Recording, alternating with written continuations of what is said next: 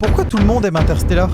Personnellement, je me souviens de la première fois que j'ai regardé Interstellar. Les lumières se sont éteintes et pendant 2h49, j'étais ailleurs. Pas juste dans l'espace, mais dans le futur, dans l'espace et dans l'amour. Et depuis ce jour, ce film n'a jamais vraiment quitté ma tête.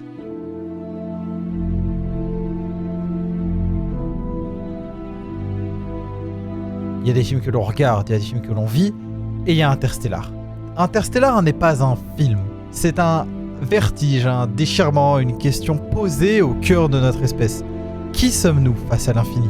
Jusqu'où irions-nous pour sauver ce que nous aimons ? Que reste-t-il de nous une fois que tout est perdu ? Sorti en 2014 par Christopher Nolan, Interstellar est devenu bien plus qu'un simple film de science-fiction. Pour beaucoup, c'est le plus grand film jamais réalisé. Et aujourd'hui, on va comprendre pourquoi. Pour comprendre ce qu'est Interstellar, il faut d'abord raconter ce qu'il n'est pas. Ce n'est pas une simple aventure spatiale, non.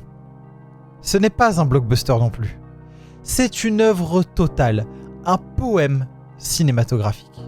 Interstellar nous plonge dans un futur où la Terre s'effondre lentement. Ce n'est pas une apocalypse brutale, mais une agonie silencieuse. Les cultures meurent, la poussière envahit les maisons, les enfants s'asthmatisent, l'humain est au bord de l'oubli.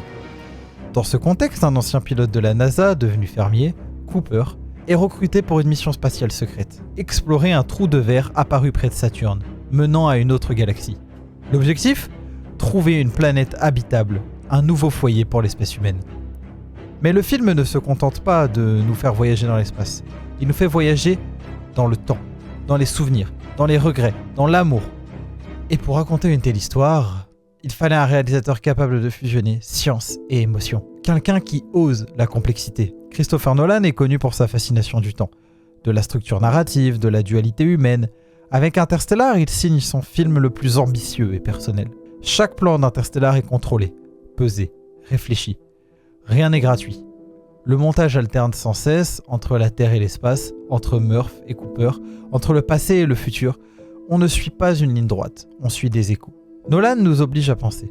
Il nous parle comme à des adultes. Il croit en l'intelligence de son public. Mais Nolan n'était pas seul. Pour que ce voyage devienne possible, il fallait que la science soit réelle, crédible. Et c'est là qu'intervient le scientifique Kip Thorne. En effet, Interstellar est l'un des rares films de science-fiction adoubés par la communauté scientifique. Kip Thorne, physicien théoricien de renom, a participé à l'écrit du scénario. Le trou de verre ? Scientifiquement plausible. La dilatation temporelle conforme à la relativité générale. Le trou noir gargantueux ? Sa représentation est tellement précise qu'elle a donné lieu à des publications scientifiques. Mais la vraie force du film, c'est de transformer ces concepts abstraits en drame émotionnel. La science n'est pas un gadget, elle est le cadre du dilemme humain. Et dans ce cadre scientifique rigoureux, Nolan insère quelque chose que personne n'attendait vraiment. Quelque chose d'invisible, mais encore plus puissant. Le moment où le film bascule, c'est quand le personnage du Dr. Brand dit « Love is the one thing we're capable of perceiving that transcends dimensions of time and space. » Dans un film réaliste, scientifique, rigoureux, cette phrase pourrait sonner faux. Mais ici, elle résonne. Parce que c'est la clé. Cooper n'est pas guidé par une formule. Il est guidé par sa fille. Dans le Tesseract, au cœur du trou noir, Cooper ne sauve pas le monde avec sa tête, mais avec son cœur. Il transmet les données quantiques en manipulant l'aiguille d'une montre. Une montre qu'il avait laissée à Murph. C'est poétique, mais aussi logique. Et que pour tout cela fonctionne, pour que l'on ressente ce que Cooper ressent, il fallait une musique. Pas une musique illustrative, une musique qui devienne une langue à part entière. Hans Zimmer a composé la bande originale d'Interstellar sans même connaître le scénario. Christopher Nolan lui a juste dit « c'est une histoire entre un père et sa fille ». Et Zimmer a écrit un thème à l'orgue. L'orgue, instrument religieux, devient ici le son de l'espace, de la solitude, de l'éternité. Chaque scène majeure est soutenue par une composition unique. La peur de l'inconnu, le deuil, l'espoir. La musique n'accompagne pas. Elle raconte, elle respire, elle supplie. Mais Interstellar n'est pas juste un bijou de technique et de musique, c'est une œuvre totale, une expérience sensorielle et spirituelle.